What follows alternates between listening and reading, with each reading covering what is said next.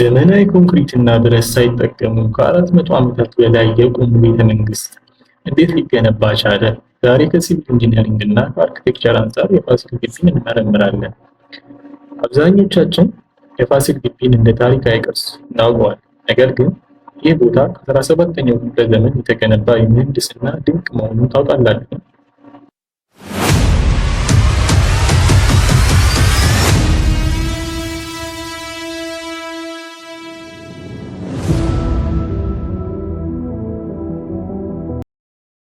አንድን ህንፃ ስናይ ውበቱን ብቻ እናይ፣ ጭነቱንም እንዴት እንደሚሸከም፣ መሰረቱን እንዴት እንደተሰራ፣ ለዘመናት እንዴት እንደቆየ እንመለከታለን።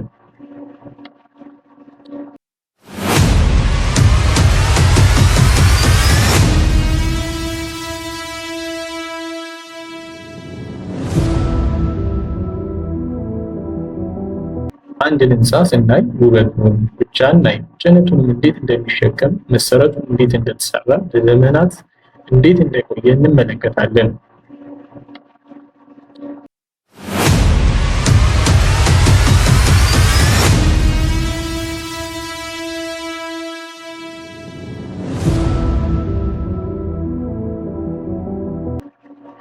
አራት መቶ ዓመታትን ጦርነቶች፣ ዝናብ፣ የመሬት መንቀጥቀጦች፣ ነገር ግን የፋሲል ግቢ እስከዛሬ በጽናት ቆሟል።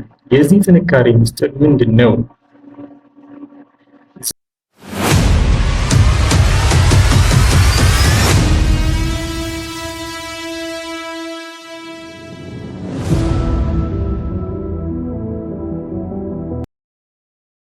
ዛሬ የፋሲል ግቢ እንደ ቱሪስት አንመለከተውም። አንድ ሲቪል ኢንጂነር እና አርኪቴክቸር እንመለከተዋለን። በድንጋይ ግድግዳዎች ውስጥ የተደበቁትን የምህንድስና ሚስጥሮች አንድ በአንድ እንገልጣለን።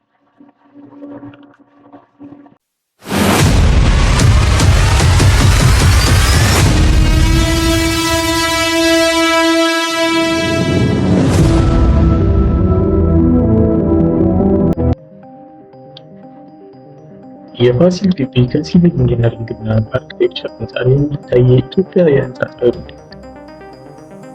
ሰላም ለሁላችሁ፣ ወደ ቻናላችን እንኳን በደህና መጣችሁ። ዛሬ በኢትዮጵያ እና በአፍሪካ ታሪክ ውስጥ ልዩ ቦታ ያለውን የፋሲል ግቢ እንጎበኛለን። ብዙ ሰዎች የዚህን ቤተ መንግስት ውበት እና ታሪክ ያውቃሉ፣ ነገር ግን ዛሬ ከሲቪል ኢንጂነሪንግ እና ከአርኪቴክቸር እይታ እንመለከታለን። የህንፃው መዋቅር፣ የተጠቀሙባቸውን የግንባታ ቁሳቁሶች፣ የመሰረተ ስራ፣ የውሃ ማስወገጃ ስርዓት እስከ 400 ዓመታት የቆዩለትን ኢንጂነሪንግ ሚስጥር እንመለከታለን። ፋሲል ግቢ በ17ኛው ክፍለ ዘመን በአፄ ፋሲለደስ በ1636 ዓ.ም አካባቢ ተመሰረተ። በዚያን ጊዜ ጎንደር የኢትዮጵያ ዋና መዲና ሆና ከ200 ዓመታት በላይ አገልግላለች። በዚህ ውስብስብ ግቢ ውስጥ የነገስታት ቤተ መንግስት፣ ቤተ ክርስቲያናት፣ ቤተ መጻሕፍት፣ የድግስ አዳራሾች፣ የፈረስ ቤቶች፣ የመከላከያ ቅጥሮች ይገኛሉ።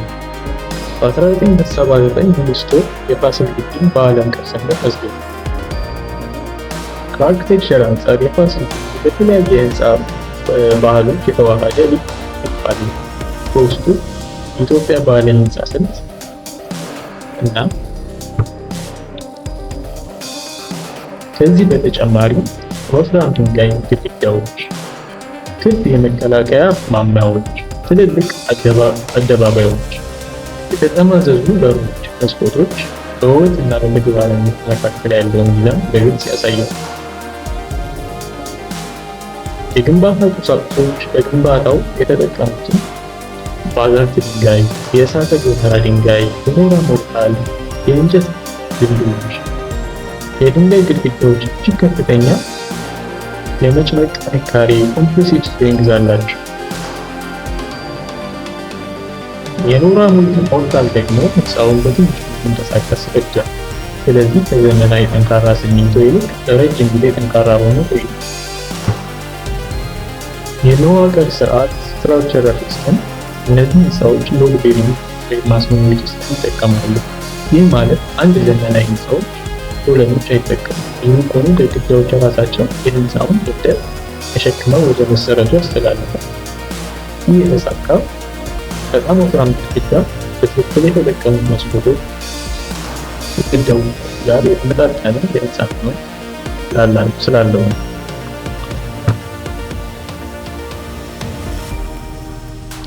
የመሰረት ምህንድስናውን ስናይ በ17ኛ ክፍለ ዘመን ዘመናዊ የአፈር ምርመራ ባይኖርም ገንቢዎች ጠንካራ መሬት መርጠው ህንፃውን ገንብተዋል። ወፍራም ግድግዳ ጭነቱን በሰፊ ቦታ ስለሚያሰራጭ የመሬት መቀመጥ ወይም ደግሞ ሴትልመንት እንዳይከሰት ረድቷል። የውሃ ማስወገጃ ሲስተም ወይም ስርዓቱን ስናይ ጎንደር ዝናብ በጣም ከፍተኛ ነው። ቢሆኑ ህንፃዎቹ እስከዛሬ የቆዩት በጥሩ የውሃ ማስወገጃ ዘዴ ምክንያት ነው። እነሱም ከፍ ያለ መሰረት፣ ተዳፋት ያላቸው አደባባዮች፣ የዝናብ ውሃ ማውጫዎች፣ ወፍራም ግድግዳዎች ናቸው። ከአየር ንብረት ጋር መላመድ ወፍራም የድንጋይ ግድግዳ በቀን ሙቀት ይይዛል። በሌሊት ደግሞ ቀስ ብሎ ይለቀዋል። ይህ የተፈጥሮ የሙቀት መቆጣጠሪያ ወይም ተርሞስታት በዘመናዊ ዊንግ ዲዛይን ውስጥ አሁንም የምንጠቀምበት ማለት ነው።